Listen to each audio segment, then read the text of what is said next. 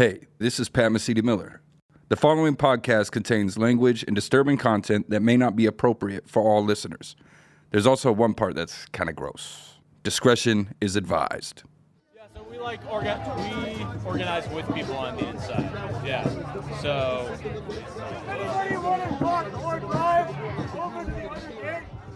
Erlon, the tape we're listening to is the first time I recorded anything for Ear Hustle outside of San Quentin.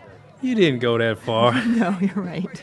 Those are the sounds of protesters a few Saturdays ago outside the prison walls. They were in support of a nationwide prison strike that's been going on.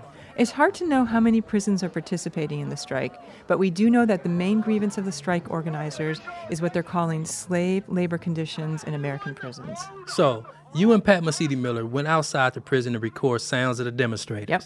Meanwhile, I went around inside and asked guys if they even heard about the prison strike. No. Negative. No, that's news to me. Prison strike. What's happening with that? Nope. I heard about it, but not too many people here in San Quentin heard about it. It's a little whisper on it, though. And I found about it on television. So nobody in here that I know of said anything about it, and they ain't even heard nothing about it. Right, so. People don't strike here at San Quentin. It's just that simple. It's a different culture. It's a different place. Good education, a lot of self-help groups. People work 20 years to get here.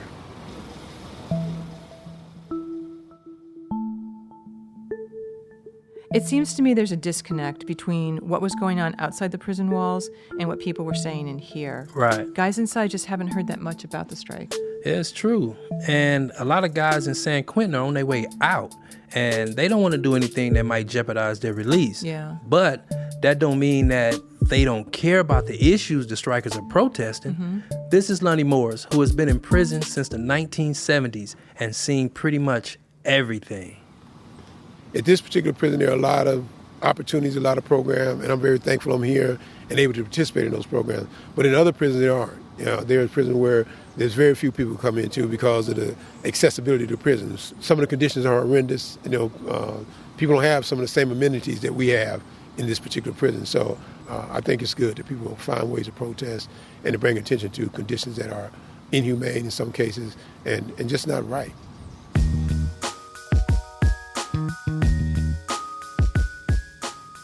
Lonnie nailed it right there. We can't say this often enough. San Quentin is a prison that people actually want to transfer to, and we need to be clear about this with our listeners. What happens here is not necessarily what it's like in every American prison.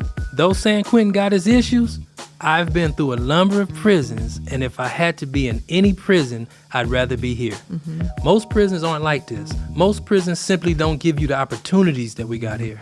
Yeah, it's not like they're making it possible to produce podcasts at most other prisons. Speaking of podcasts, yes, this is the first episode of season number 3. Yes, we are back, and we want to welcome back our very patient listeners. You guys still there? You're now tuned in to San Quentin's Ear Hustle from PRX's Radiotopia. I'm Erlon Woods. I've been incarcerated for 21 years, and I'm currently housed here at San Quentin State Prison in California. I'm Nigel Poor, a visual artist and now podcaster. I've been working with the guys here at San Quentin for about 7 years. Say what? Yep, You got 7 in? I got 7 in. Ooh-wee. And together, we're going to take you inside.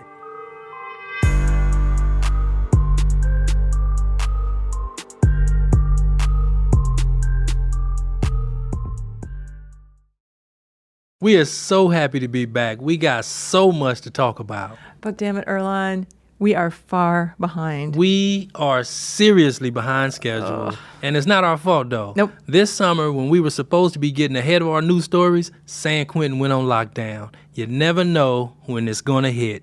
But lockdowns do happen, even here in sunny San Quentin. Lockdowns happen when the administration deems there's a credible threat to the safety and security of the institution, like when keys go missing. Or they're looking for a weapon. Either way, a prison-wide search begins, and we prisoners are stuck in our cells. We can't go to class, can't go to the yard, can't go to our jobs. For 3 weeks, Nigel, as you know, Ear Hustle was on ice. Oh, I know, because I couldn't come in, you and I couldn't communicate, Right. and basically we couldn't do a bunch of the interviews for season 3. But for our first episode, we're going to take that lemon and we're going to make some lemonade. We gonna make some bomb-ass lemonade with a gang of sugar. Ear Hustle is about what it's like to be in prison. So our first episode is about what it's like to be in a prison lockdown. And as soon as that summer lockdown was over, we started recording.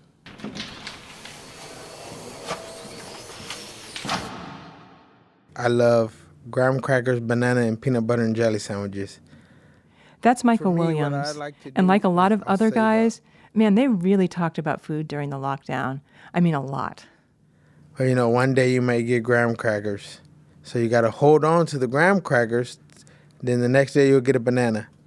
So you save that. And then when you get your peanut butter and jelly, you can make a graham cracker, peanut butter, and banana sandwich, jelly sandwich. And those are the best sandwiches. I think he might be right. Really? Is that your that's favorite like, sandwich? No, that's like the easiest go-to sandwich. You know, if my favorite sandwiches, when I got a chance to, is just put the bologna, lettuce, cheese, mayonnaise, mustard, pickle. Oh, pickles, yeah. We don't get all that shit at the same time. You got to put that shit together. What about the chips? What about putting chips in there? Well, yeah, if you got it. I do put chips in some of my sandwiches, but it got to be the right chip, not all. In any case, food is what gets you through the day. And most guys are really careful about how and when they eat the meals that's brought to them during lockdown. Lunch is delivered in the morning with breakfast, and I asked this one cat named Jay, who was sitting with his friends, about his strategy of saving his lunch for later. Okay, I'm gonna mix the vegetables with the main course. I'm gonna put half of it in the bowl to eat that later with the lunch. You know what I'm saying? You know, and the stuff that you would never eat, like the soggy ass salad. The salad is just like soup. It's just horrible. I mean, it's just a lot of stuff that you wouldn't eat normally. You eating that now. You eating it, and you're trying to convince yourself, man, this ain't that bad, and it's horrible. Yeah, I think that's when you really about to lose it, though. You know what I'm saying? When you really about to lose it. Yeah, you know, this shit ain't never been good. You know what I mean? This ain't never been good, and all of a sudden, damn, man, that was kind of good. So, E, from what I've heard, on a lockdown, the prison gives you the daily recommended amount of calories, but nothing more. Nothing more, right. So, here's my question. I didn't see you for about 3 weeks during the lockdown. And I can't help but notice that you didn't really look any thinner when I saw you. In fact, I looked at a little like I put on some pounds, healthy, didn't miss a beat. Didn't miss a beat. But you got to understand, Nigel, I've been locked up 21 years, so that's because I'm a planner. Yeah. I had my lockbox fully stocked. Okay, I'm going to ask you about that in a minute. But here's another guy who told us about lockdown boxes. We caught up with Aaron Taylor by the basketball court, and man, he loves to play. Aaron Showtime Taylor. But because of the lockdown, he hadn't been able to play in weeks.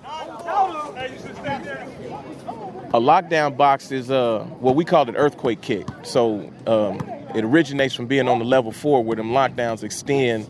You know, they can go minimum 3 months all the way up to 2 years if necessary. So what you want to have in your lockdown box is food, because if you're getting served in the cell, they're going to bring you only so much food out of the chow hall on that tray, and it's not really enough really to sustain a grown man, but it'll keep you alive. But you want to have some food in there. You want to have some cosmetics because you won't be going to the store, so you want to keep at minimum 2 toothpastes inside of a lockdown box, a minimum of 2 deodorants inside of a lockdown box. You want to have some soap up in there, so because you're going to be taking bird baths, because on a real lockdown, you're only going to be bathing in the shower area once every 72 hours. You want to have a couple of writing tablets up in there, and you want to keep at least 1 book of stamps up in there for writing your letters and whatnot, because you will not be using the telephone.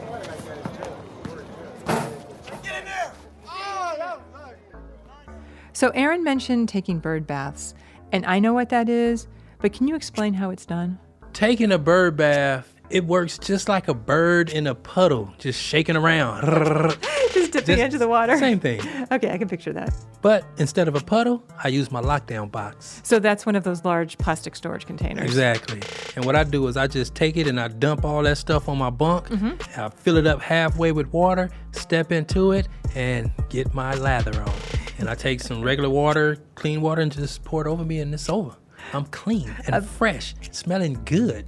Nice. Okay, and then when you're done, you put everything back in your lockbox? Then when I'm done, I gotta clean up, wash everything out, and then I put all my food back in my lockbox neatly. Okay, so now I've got to know what's in your lockbox. All right, so usually I have potato chips, cheese popcorn, golden puffs. I have about 20 bags of rice, some sweet corn. I have cookies, 3 cases of 24 noodles, 24 clams in the sausages, gang of oatmeal, 10 roast beef, chocolate peanut clusters. This is that fat boy shit. Famous Amos gang of coffee. You gotta have this right here. You need hot sauce. I have salt and pepper, cheese sticks, coffee creamer, sugar, loose mackerels, and salted tuna. Peanut, they used to cost $1. Now they went down to 70 cents. Brisk iced tea. Buddy bars, which is another part of my fat boy diet. Hold on. I got one more thing, man. Let's see if these tater chips need to be freshened up a little bit. Maybe I need to. No, they're not stale. They good. But I'm gonna have to go and eat them since I opened the bag. They good. They salty as fuck though.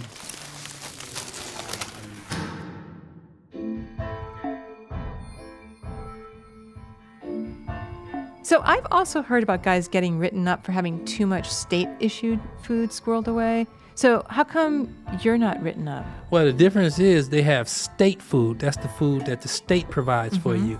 And like your lunch, you have to consume that within 4 hours.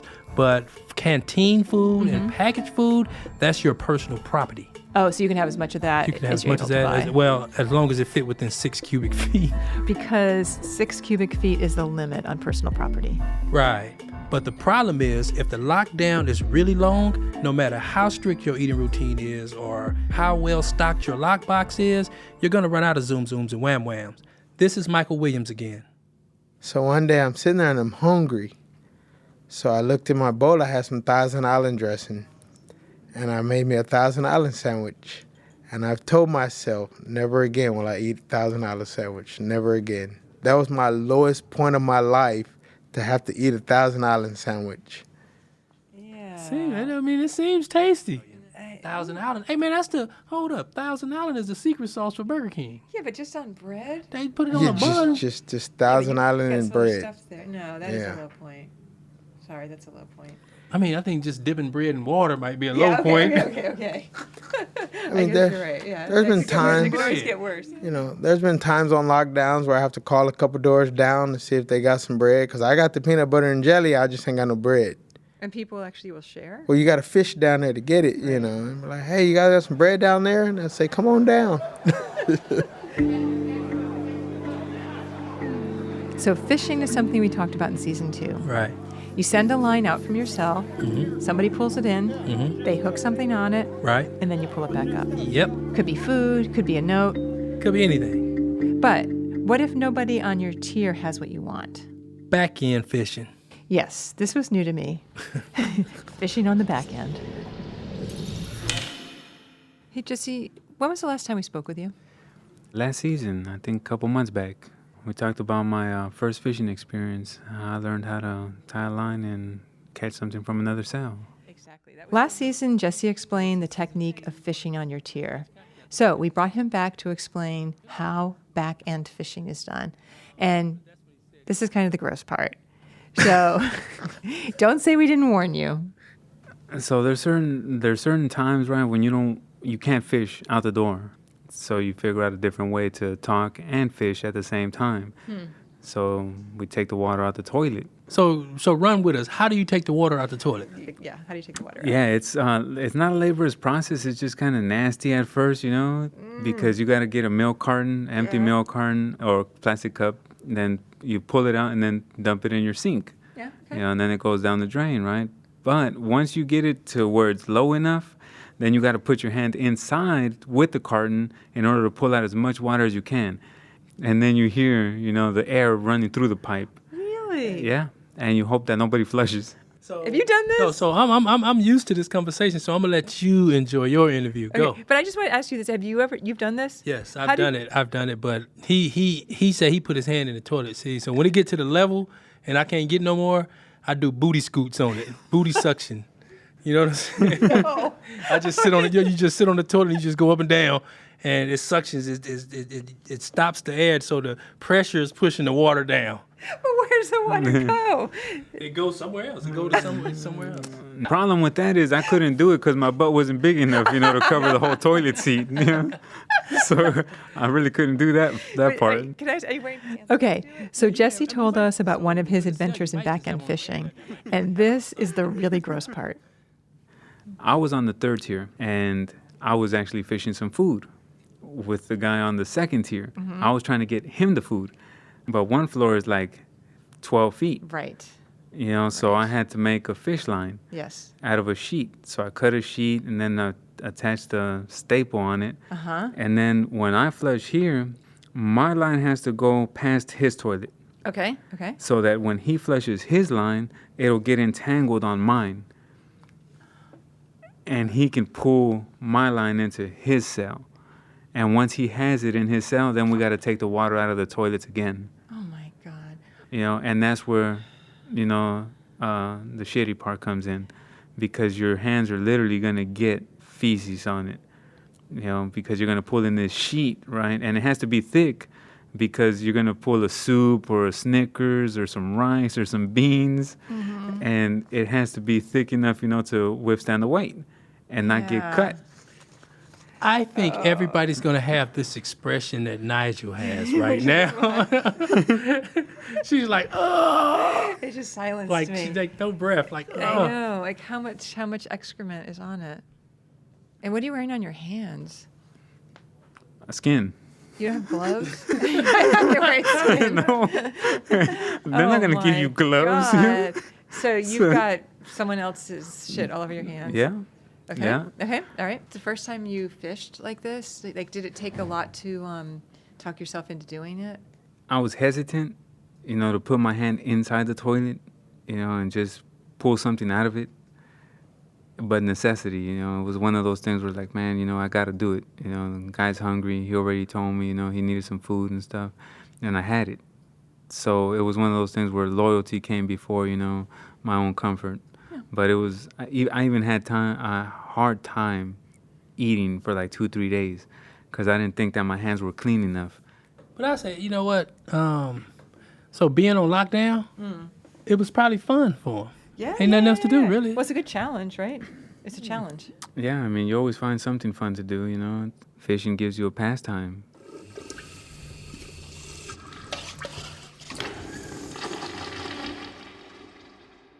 Okay, Earlonne, I guess that's one way to pass time during a lockdown. But what else can you do? You're stuck in that tiny cell, and it can be for weeks and sometimes months. Yeah, we're stuck there. But like Michael Williams said earlier, they let us out every 72 hours to take a shower, and we take advantage of that shit. They give us 15 minutes to shower, and they would tell us, shower first. Once you get out of the shower, you can run around on the tier and grab books and magazines. And so people would give me Time magazine, People magazines, and I would read every single page. Every page, even the advertisement pages where it talks about medicine and it tells you what will happen if you take this medicine. And if you have this, let your doctor know. And I would just read the whole page. So for you in the magazine, you didn't want to waste any words? No, you can't waste a page, because if you read it too fast or if you just read the pages you like, you're going to be bored. You're not going to have nothing to read, so you have to read it page to page.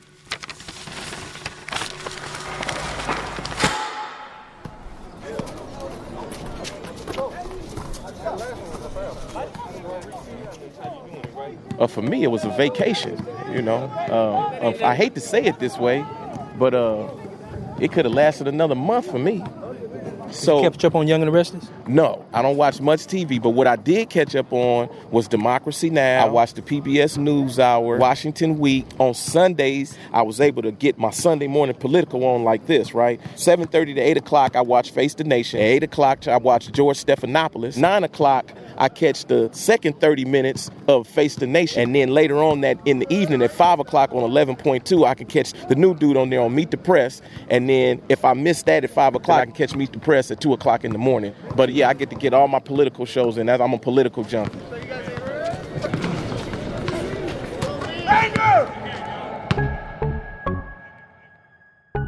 So what about you, E? Were you relieved to not have to go to work every day? Did the lockdown give you a chance to catch up on The Young and the Restless?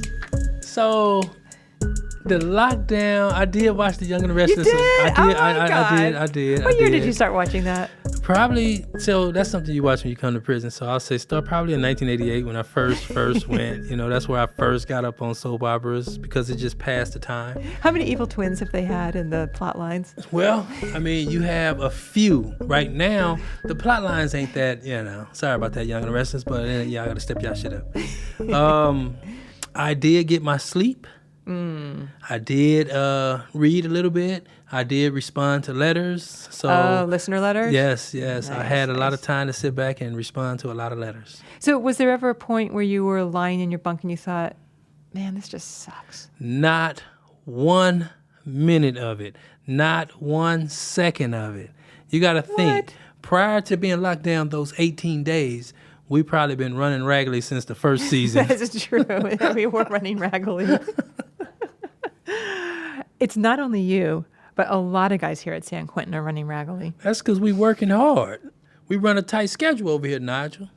Like we said before, San Quentin has a lot of programming, a lot of classes, guys have jobs, and a lot of us are really busy trying to keep up with things. Yeah, just like people on the outside are.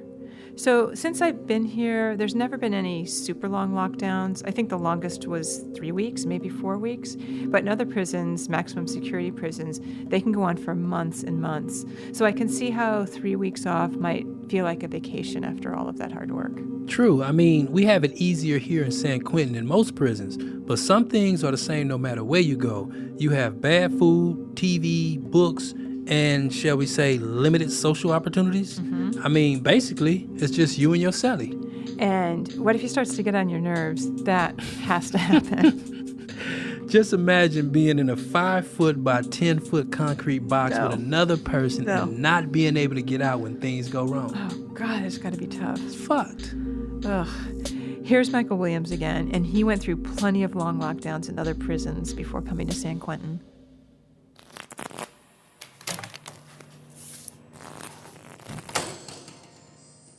The lockdown was like about 6 months, and we're like about a month into the lockdown, and I had a younger cellie, and we were playing blackjack just to waste the day, and we're playing for push-ups. He cheated me and wouldn't give me my push-ups, so I don't know. I felt that since he was so young, to hurt him the most would put him on quiet time. To not speak to him would hurt him more than us fighting or me yelling at him. Did you actually say you're on quiet time? I think I did. I think I did say, you know what, I'm not talking to you. You're on quiet time. And you're in this cell, and the thing is that during lockdowns, you create a program. Like I would get up at 9 o'clock, work out to 11. And once I get through working out, I'll take a bird bath, clean up. So before 9, he gets up and do whatever it is he needs to do. But we stayed to that program, but we just didn't speak. For like 2 weeks, we didn't speak. Yeah. So did you end up, it seemed like you hurt yourself too. You wanted to talk too, did you? Yeah. There's times where we were sitting there and I'm watching news or something, and I want to say, hey, did you see that guy? He's stupid.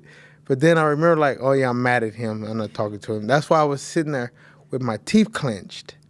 Every day I'm just sitting there like, oh, I can't even talk to this dude. So what broke the silence, finally? We're both into playing Jeopardy. That our thing was we had to beat Alex Trebek. And to beat Alex Trebek, you have to answer 10 questions or more. And that finally broke our silence, our love for Jeopardy.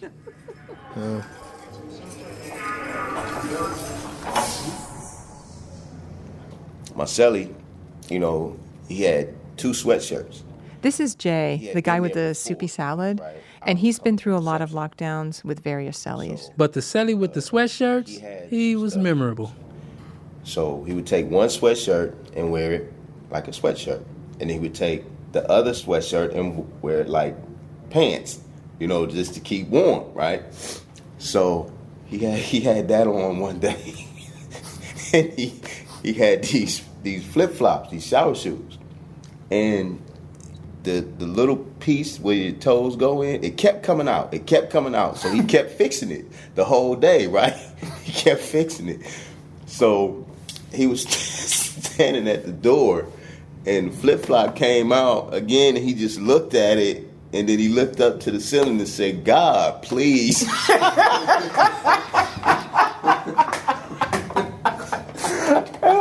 I just fell out laughing, man. I just fell out laughing because it you know, it felt like at that particular time we needed some divine intervention. You know?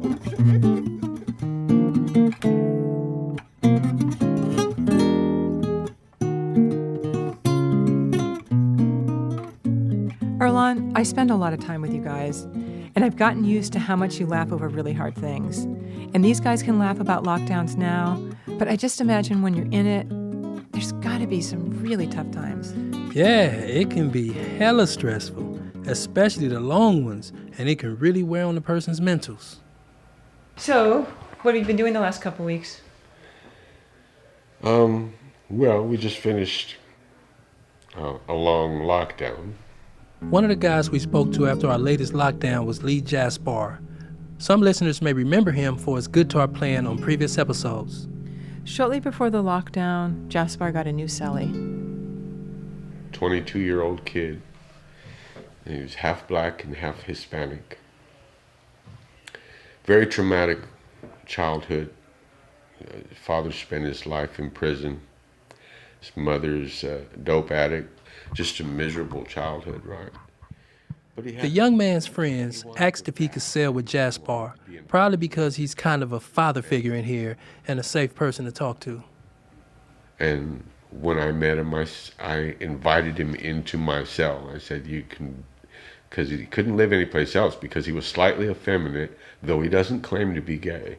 He's been harassed and he's been abused and he's been assaulted because of that. While in prison because of that? Right. Yeah. Last Thursday before we got off lockdown, he went to bed and he looked real troubled. And I had been talking to him a lot, and I was real supportive of validating him, and you know, so I was helping him with his music and his writing, and he was really becoming very perky and exciting. Everybody was saying he was doing so good. And that night he looked really down, and I said to him, "Are you all right?" He goes, "No, I'm okay."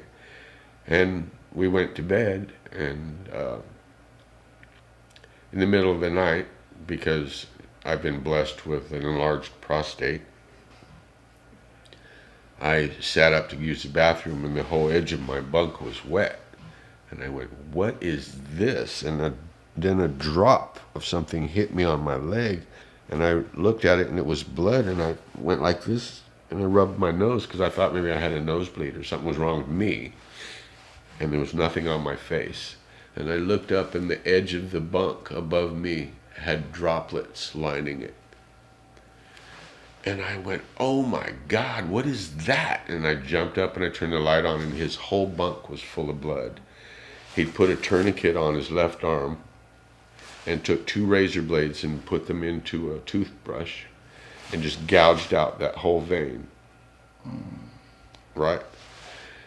And I immediately went into action mode. I hollered for the cops, and they came over, and the cop came over, and he looked in there, and he goes, "Oh shit." And I said, "Yeah, and you better hurry because I don't know how long he's been like that." So they took him out, and they saved his life. And now I understand he's back, and they're probably going to bring him back to West Block and put him in an observation cell, which is right in front of the officer's station. And I'm happy about that because I'll get a chance to go over and talk to him. and let him know that he's loved and valued and that someone cares about him and that if he needs anything, I'm here, still here for him, and I would never abandon him. I just want him to do better. You know, and the sad part of the story is that he's one of thousands, you know. And so that's how I spent my lockdown. And I can't talk about it anymore.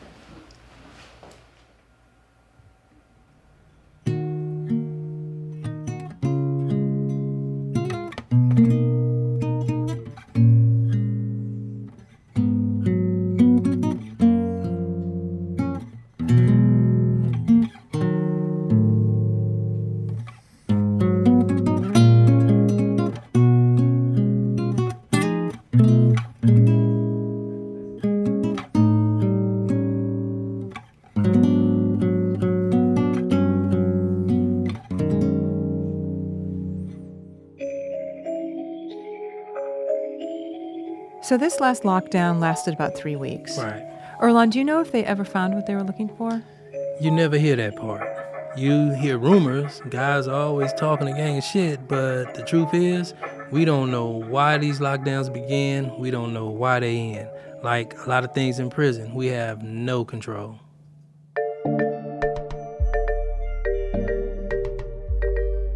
Thanks to Lee Jaspar, Aaron Taylor, Michael Williams, Jason Perry, and Jessie Vasquez for sharing their lockdown experiences with us. When we come back from break, we got a count time for you. And that's when we play a little audio that we just want you to hear. It could be a poem, a joke, anything really. This time, we'll be back with a song about lockdowns.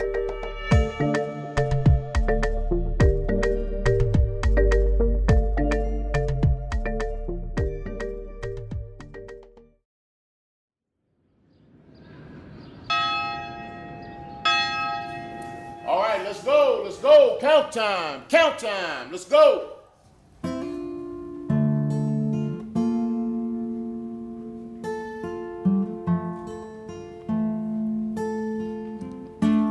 I get tired trying to find my way.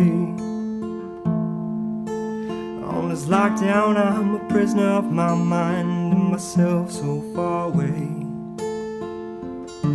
The years drag on so slow that it hurts. I'm sort of sensitized, victim of these lies that the system really works. It's sad that the truth behind these words is something they may never know. If they can't see you, then they can't free you, and you remain a ghost. Just keep us locked away into the public eye, everything's alright. But even they would have something to say, they could look inside. 'Cause time stands still in here while the world flies right on by. And not a damn thing changes while the world gets worse and the people wonder why. And I get tired trying to find my way. On this lockdown, I'm a prisoner of my mind and myself so far away. The years drag on so slow that it hurts. I'm sort of sensitized, victim of these lies that the system really works. My mind's playing tricks on me just to make me feel okay, but just to break my heart when reality shows itself to me each day. It hurts so bad some days, like my soul has no escape. But then I grab my guitar and I pick these strings and I sing the pain away.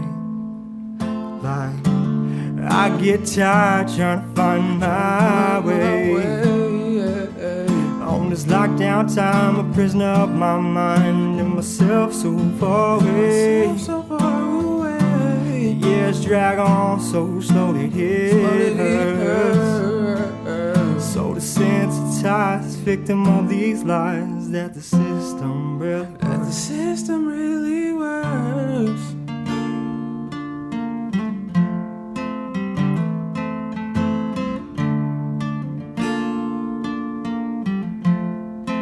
no lie, yeah. Prisoner of my mind, I've been losing track of time. I've been sitting in this cell for too long, yeah. I see the system was designed to keep us blind and confined, but I won't let them prevail, I'm too strong, no lie.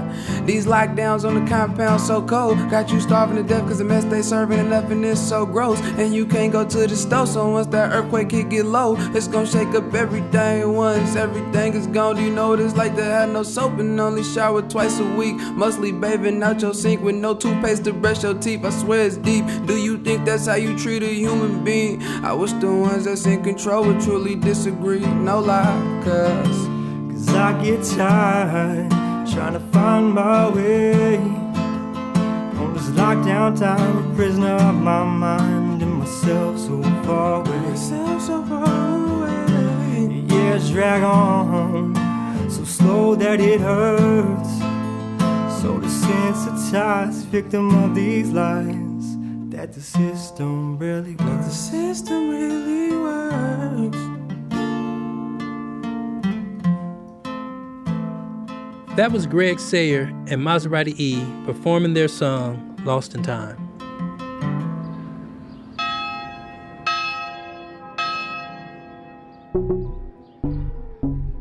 Ear Hustle is produced by myself, Nigel Poor, and me, Erlon Woods, with help from outside producer Pat Mesiti-Miller, who also comes in to work with our sound design team.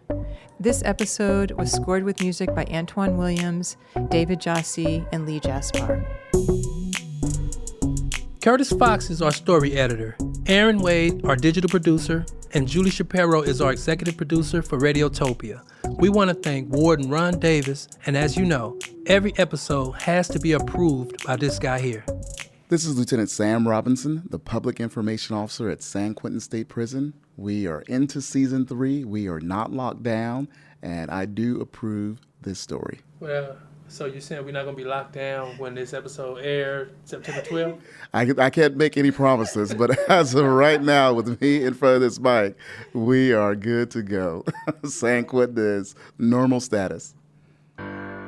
Next time on Ear Hustle, what it's like to be an immigrant in an American prison.